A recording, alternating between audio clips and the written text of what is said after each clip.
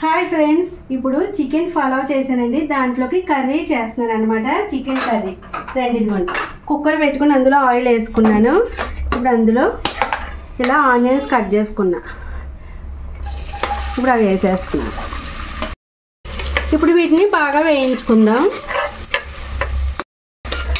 మనకి చక్కగా ఉల్లిపాయలు వేగిపోయినాయి కదా. ఇప్పుడు ఇందులో చికెన్ వేసుకుందాం.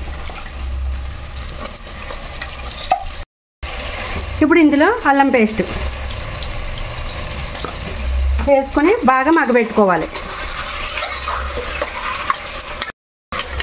ఇవన్నీ మనకి చికెన్ మగ్గిపోయింది. ఇప్పుడు అందులోకి పసుపు, తగినంత కారం, ఉప్పు, ఇంకా గరం మసాలా పౌడర్, అన్ని లవంగాలు, దాల్చిన చెక్క, ఇలాచి, సాజీరా మొత్తం అన్నీ కలిపి ఆడుకున్నది ఇది.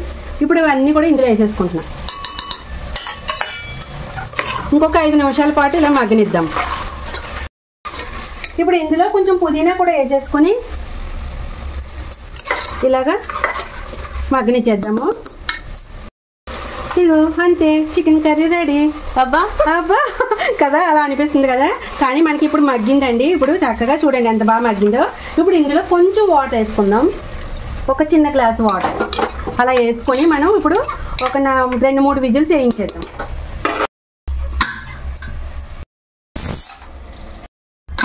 ఇదిగో మనకి చికెన్ కర్రీ చూసారా, గ్రేవీగా. ఉప్పు అది కూడా సరిపోయిందా లేదా చూసుకుందాం.